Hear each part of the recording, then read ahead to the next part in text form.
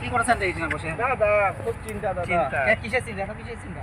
আর আছে 1 মাস 27 দিন দুর্গা পূজা। হ্যাঁ দাদা বেতন পাই কম, ঠিক আছে। 20,000 টাকা বেতন দিয়ে বাসা ভাড়া, এই আপনার কারেন্ট বিল, এই আপনার ফ্রিজের বিল, হ্যাঁ এই টাকা দিয়া আমাদের সামনে দুর্গা পূজা আছে। আপনার বহুদিন লাগে এই মানে অনেক মানে ইত্যাদি মানে অনেক খরচ। হ্যাঁ নতুন নতুন ডিজাইন শাড়ির লিস্ট দিয়া তৈরি দিয়েছে দাদা। এই বাচ্চা কাচ্চা আবার শালা শালি আছে, বহুত কিছু। এই টাকা দিয়ে কেমনে করলাম দাদা? এই জন্য খুব মনটা খারাপ। আচ্ছা এত মন খারাপের কোনো চিন্তা নাই দাদার সাথে আমরা দুঃখে সুখের আলাপ করতেছি। দাদা মানে দুঃখের কোনো দুঃখ তো থাকবেই, সারা জীবন মানুষের দুঃখ থাকবে, কিন্তু আমরা এক ফাঁকে আমরা একটা টাইমে আমরা কোনো একটা চাকরি করিয়ে পারি না? পার্ট টাইমটা হ্যাঁ পার্ট টাইম।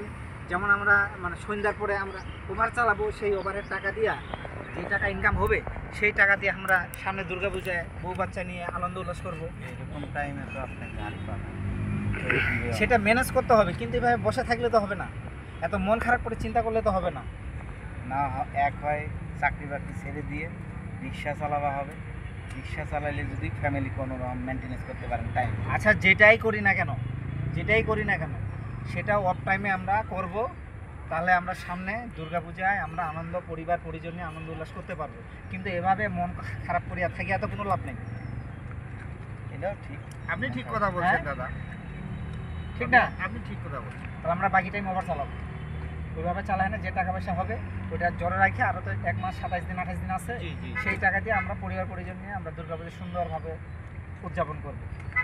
কিন্তু এইভাবে তো মন খারাপ করে থাকে কোনো লাভ নেই, কাজ তো করতে হবে। ভগবান চোখ দিছে, হাত দিছে, পা দিছে, এত চিন্তার কোনো কারণ নেই।